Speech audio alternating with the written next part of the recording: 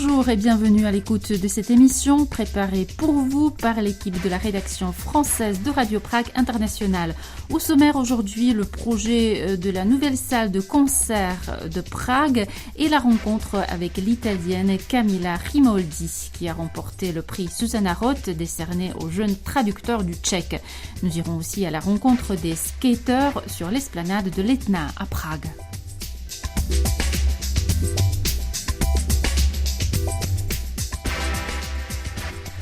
En discussion depuis des dizaines d'années, le projet de la nouvelle salle de concert de Prague a abouti. La Philharmonie de la Vltava, qui servira de siège pour l'orchestre philharmonique tchèque et de centre culturel pour tous les Pragois, verra bien le jour dans le quartier de Holešovice, proche du centre-ville. C'est le studio danois Bjarke Ingels Group qui a remporté le concours international d'architecture pour la réalisation de cette nouvelle salle où les premiers concerts pourraient avoir lieu en 2032. La Philharmonie de la Vltava sera construite à proximité de la station de métro Vltavská, dans un endroit très fréquenté où se croisent plusieurs lignes de tramway et de bus. L'architecte Martin Krupauer explique ce choix. Je to pravý místo, je to úžasné místo, jako architekt můžu říct, že to je taky šílený místo, jako to uznávám, ale... C'est un lieu exceptionnel et en même temps infernal. Mais à l'étranger, les bâtiments importants d'architecture moderne sont souvent placés dans des endroits comme celui-ci. Nous devrons faire face à toutes les contraintes techniques imaginables, mais en même temps, ce terrain est le dernier sur les quais de la Vltava qui convient à la construction d'un grand centre culturel. Comme nous l'avons vu à Hambourg, en Norvège ou au Danemark, la construction d'un tel bâtiment permettra à Prague aussi d'encourager le réaménagement d'un lieu délaissé en espace public. Iniciovat a vždycky potřebujete vlastně tu lokomotivu, ten symbol. A proto se tam dávají takovýhle velký barák. La construction de la salle s'inscrit en effet dans le cadre d'un projet urbain plus large qui vise à revitaliser une partie du quartier de Holešovice connu sous le nom de Bubny Zátory. La mairie de Prague entend y créer un nouveau quartier pour 25 000 résidents. Le projet vainqueur, tel qu'il a été présenté ce mardi à Prague par le studio Bjarke Ingels Group, imagine la Philharmonie de la Vltava à côté d'un parc et d'une place. Le bâtiment à plusieurs étages avec terrasse, café et restaurant profitera bien sûr de la proximité de la rivière qui a d'ailleurs inspiré les architectes danois. Fondé en 2005 par l'architecte Bjarke Ingels et basé à Copenhague avec des succursales à Londres, New York, Barcelone et Shenzhen, le cabinet réunit également des designers et autres spécialistes dans les domaines de l'architecture, de l'urbanisme, de la recherche et du développement. Il s'est forgé une réputation internationale en construisant des bâtiments novateurs parmi lesquels le musée maritime danois ou le Lego House. La Philharmonie de la Vltava, quant à elle, comprendra 3 salles. La plus grande pourra accueillir 1800 spectateurs et permettra de proposer une programmation inédite à Prague, étant donné que les salles de concert historiques de la capitale ne répondent plus vraiment aux besoins contemporains en termes de conditions techniques, de capacité d'accueil du public et des artistes. Directeur musical de l'orchestre de chambre de Prague, le Prague Philharmonia, Emmanuel Villaume explique quel est de son point de vue le défi à relever. On a la chance à Prague d'avoir déjà de très belles salles. Nous jouons la majorité de nos concerts de saison au Rudolfinum, qui est l'une des plus belles salles du monde. Acoustiquement, il y a un rapport idéal entre la scène et la salle, une acoustique généreuse mais honnête. Après, nous avons le plaisir de jouer très souvent au Smetana Hall, et qui est plus grand, et dont l'acoustique est plus réverbérante. Donc c'est un peu délicat. Il faut choisir un répertoire particulier, je pense, en fonction de cette acoustique-là. Alors, dans le fond, une autre salle, oui, ce serait bien. Je pense que ce serait bien. C'est très délicat parce que l'acoustique est fondamentale dans les salles de concert, bien évidemment. Et l'acoustique, contrairement à ce que les acousticiens voudraient vous faire croire, c'est pas une science, c'est un art. C'est-à-dire qu'il y a des données qui sont mesurables, qui sont très précises, mais après c'est une affaire d'ajustement, de goût, de sentiment, de résonance et d'affect. Et je trouve personnellement que toutes les salles, en général, enfin dans le monde entier, qui ont été construites dernièrement, ont été construites selon des principes acoustiques qui sont un peu trop restreints. Donc ce serait pas mal qu'il y ait une nouvelle salle, parce que je pense que par exemple la Philharmonie tchèque serait très heureuse d'avoir une nouvelle salle. Après, la donnée qui est aussi très importante dans la construction d'une salle, c'est l'aspect urbain, c'est l'aspect social, c'est l'aspect humain. C'est-à-dire qu'on peut créer quelque part dans la ville une salle de concert qui va attirer un autre public, ou attirer un public traditionnel du centre-ville vers une autre partie de la ville. Cet aspect social, cet aspect politique au sens noble du terme, est aussi très intéressant pour une ville. Le maire de Prague, Zdeněk Hřib, s'est d'ailleurs félicité du succès du studio danois, dont le projet, sélectionné parmi une centaine d'autres élaborés par des équipes tchèques et étrangères, était son coup de cœur. Nous ne voulons pas voir Prague se transformer en ville-musée. La maison dansante ne devrait pas être l'unique exemple d'architecture moderne dans la capitale, a déclaré précédemment le maire. Le coût du projet est estimé à 6 milliards de couronnes, près de 243 millions d'euros. Sa réalisation devrait être financée par la ville de Prague et l'État, avec une éventuelle participation d'investisseurs privés. Le public peut découvrir la future Philharmonie de la Vltava à l'occasion d'une exposition extérieure ouverte du 19 mai au 30 juin à proximité de la station de métro Vltavská.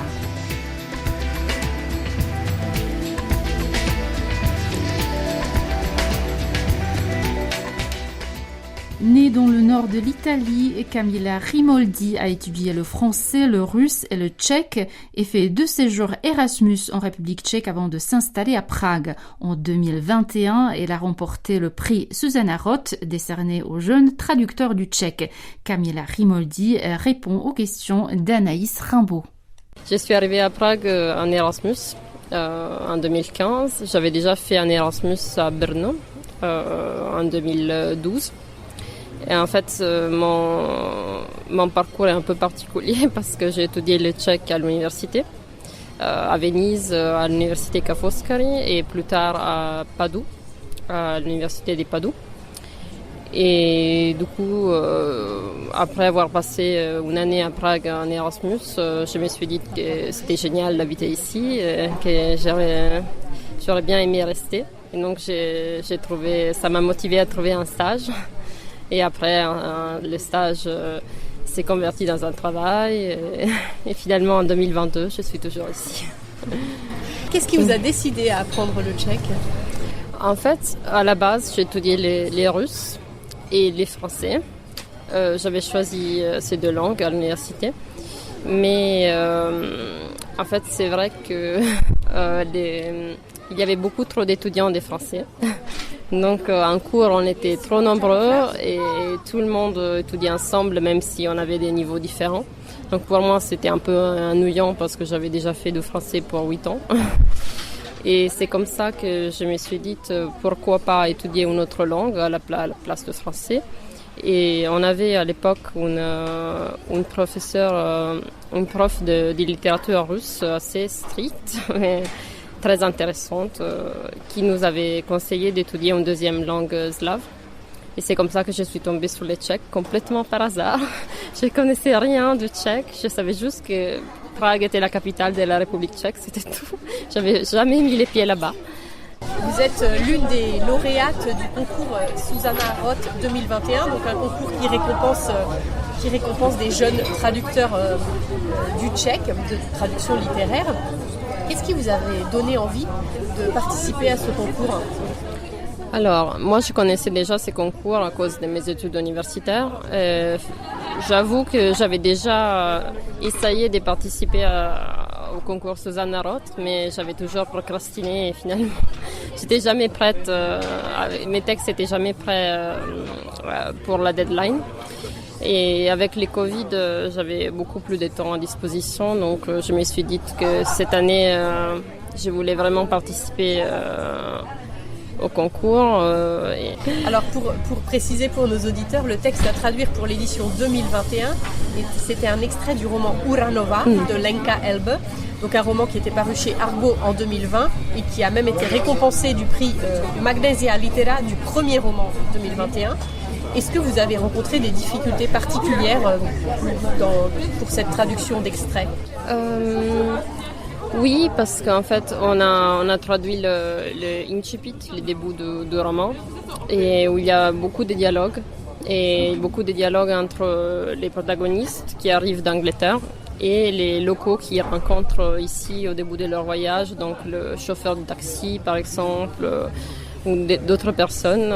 Et les conversations se déroulent en anglais en fait, genre, l'écrivaine écrit les dialogues en tchèque, mais on est censé croire qu'en fait il parle anglais, même si les protagonistes avec un anglais parfait et les Tchèques, les locaux en faisant beaucoup d'erreurs. Et donc traduire ça en italien, c'était pas évident. Et comment vous en êtes sortis ? Moi, j'ai choisi de traduire les dialogues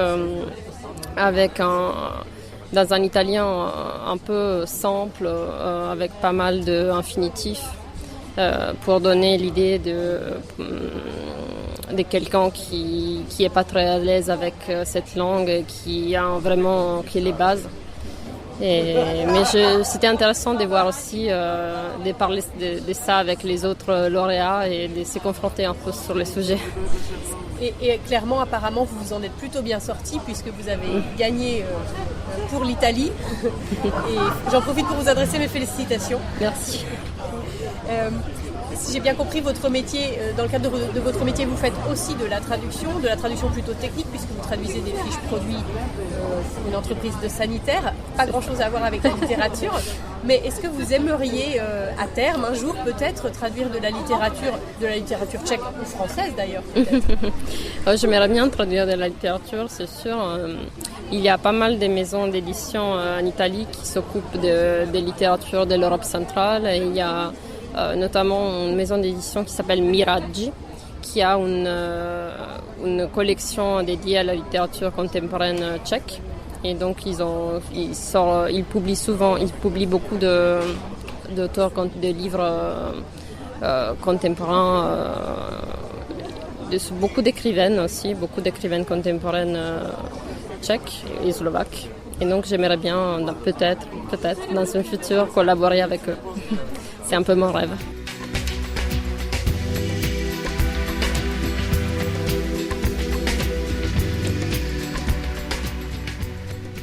À l'endroit où il y avait un temps une statue de Staline, l'esplanade de l'Etna est devenue le repère privilégié des skateurs pragois au point qu'ils l'ont rebaptisé la Stalin Skate Plaza. Des dizaines de skateurs de plusieurs générations et venus des quatre coins de l'Europe se partagent l'un des meilleurs spots du monde. Reportage de Damien Cornette.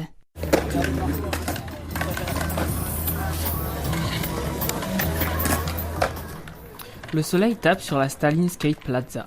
L'esplanade est bondée, un joyeux et ordonné bazar y règne.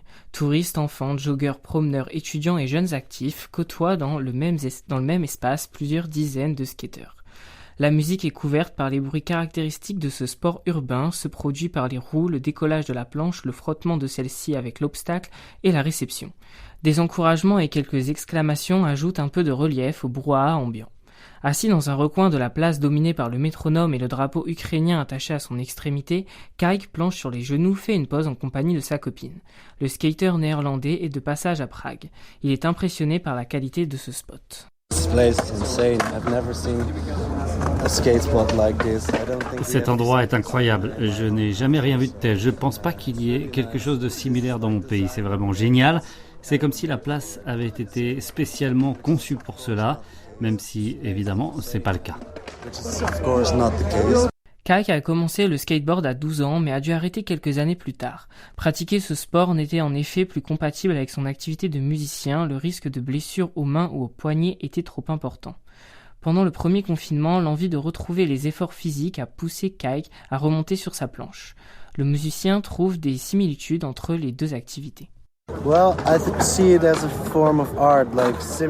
Je vois le skate comme une forme d'art similaire à la musique. J'aime vraiment le fait que chaque skater ait son propre style. J'apprécie beaucoup toute la culture autour de cette pratique. Et peu importe ton niveau, tout le monde est sympa et bienveillant envers toi. C'est vraiment ce qui me fait aimer le skate. Un peu plus loin sur la place, Patrick, Adam et Kiet observent les figures des skateurs qui décollent à toute vitesse d'une rampe rudimentaire et atterrissent avec plus ou moins de succès. Patrick est irlandais et rend visite à sa copine pragoise, Adam est tchèque, Kiet est quant à lui originaire du Vietnam.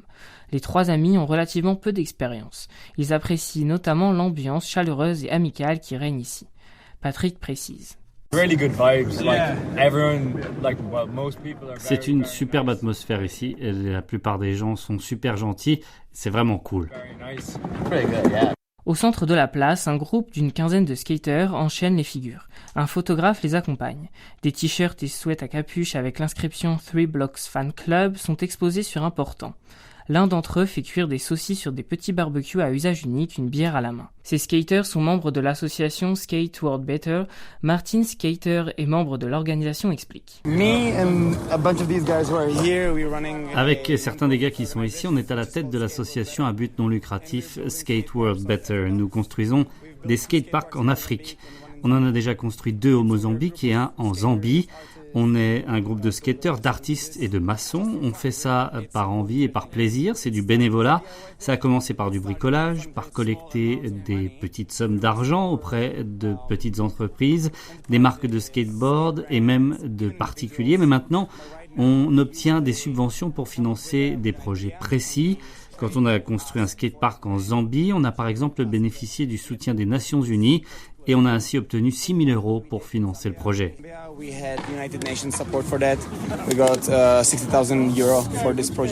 L'association souhaite également faire la promotion de la Stalin Skate Plaza à travers le 3 Block Fan Club qui rend hommage à l'obstacle composé de 3 blocs qui fait la renommée de ce lieu. Oui, ici, il y a un obstacle construit à partir de 3 blocs de granit. C'est le plus célèbre de cette place, qui fait d'ailleurs partie des 10 spots les plus connus du monde. Nous souhaitons rendre hommage à ce lieu qui nous a tellement donné. Notre prochain projet est donc de le construire. C'est pourquoi nous sommes ici aujourd'hui. On fait quelque chose de cool. On est le fan club des 3 blocs. On fait des barbecues, on fume, on boit des bières et on skate, quoi. On fait aussi quelques vidéos. La prochaine fois qu'on ira en Afrique, on construira ce fameux obstacle et on y fera quelque chose de grandiose.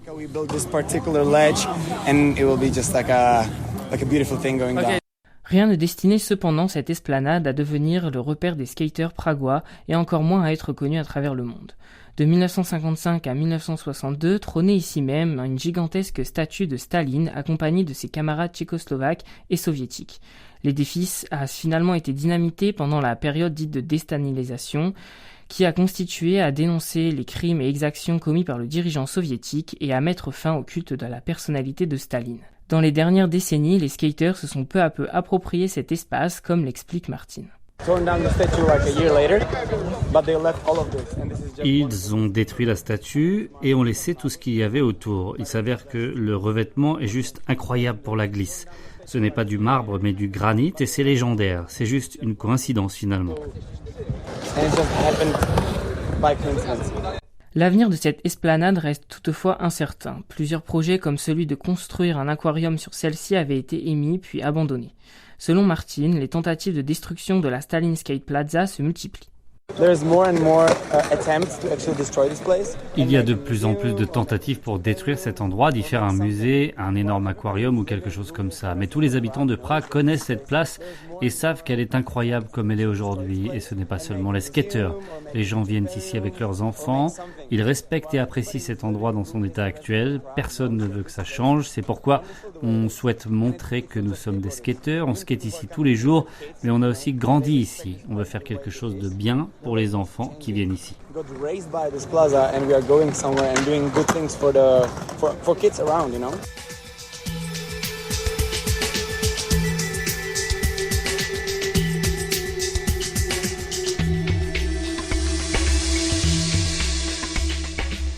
C'est ainsi que s'achève cette émission hebdomadaire produite par Radio Prague International. Elle vous a été présentée par Magdalena Hrozinkova avec Dagmar Hlídková à la réalisation. Merci de votre attention et à très bientôt de nouveau à l'écoute. Naslyšenou.